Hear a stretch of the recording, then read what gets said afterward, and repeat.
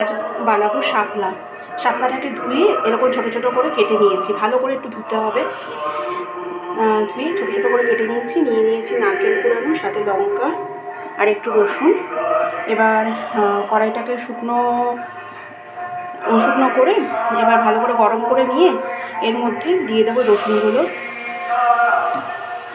রসুনগুলোকে একটু ভাজা ভাজা করতে হবে। আর ভাজা ভাজা করে তুলে নেব, রোস্ট করে নেব, ঠিক আছে। এই যে রসুনটা পুরো রোস্ট হয়ে গেছে, গায়ে দাগ দাগ মতো হয়ে গেছে। এবার এটাকে আমি তুলে দিয়ে তেলটা গরম হয়ে গেলে দিয়ে দেব কালো জিরেটা দিয়ে যেই ভাজা ভাজা হয়ে আসবে তারপর দিয়ে দেবো নারকেলটা। আর এদিকে আমি রসুনটা থেতো করে নিয়েছি, আর কালো জিরে ভাজা হয়ে গেলে দিয়ে দেবো রসুনটা, দিয়ে দেবো এর মধ্যে। কালো জিরেটা ভাজা ভাজা হয়ে আসলে দিয়ে দেবো নারকেলটা। রসুনটা দেওয়া যেত, আমি আগে এটা দিয়ে দিয়েছিলাম। ঠিক আছে, আমি একটু ফাঁকা করে রসুনটা তেলের মধ্যে দিয়ে দিচ্ছি।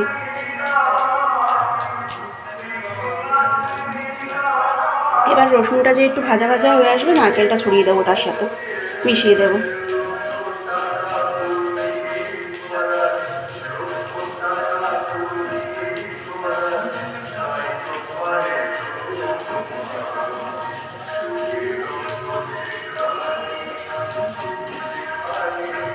এবার আমি নারকেলটা একসাথে করে দেবো, নারকেল আর লঙ্কা, যে কাঁচা লঙ্কাটা দিয়েছিলাম ওটা। এটা লাল লাল করে ভেজে নেব।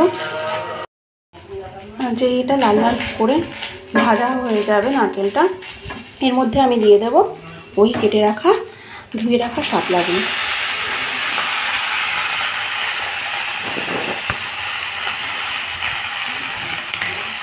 মানে এটাকে নাড়তে থাকবে, সব মিলিয়ে নাড়তে থাকবে। কিছুক্ষণ পর এটা ছোটো হয়ে যাবে, এভাবে নাড়তে থাকবে। এটাকে এভাবে নেড়ে নেব। আর এর মধ্যে দিয়ে দেব হলুদ গুঁড়ো প্রয়োজন মতো আর নুন, ব্যাস, আর কিছু দিতে হবে না। দিয়ে ভালো করে নাড়তে থাকবো,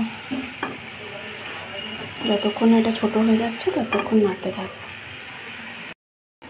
এই যে নাড়তে নাড়তে দেখো ছোটো হয়ে এসছে, আর একটু জল বেরোচ্ছে কিন্তু। এবার এটাকে নাড়তে নাড়তে পুরো শুকিয়ে ফেলতে হবে।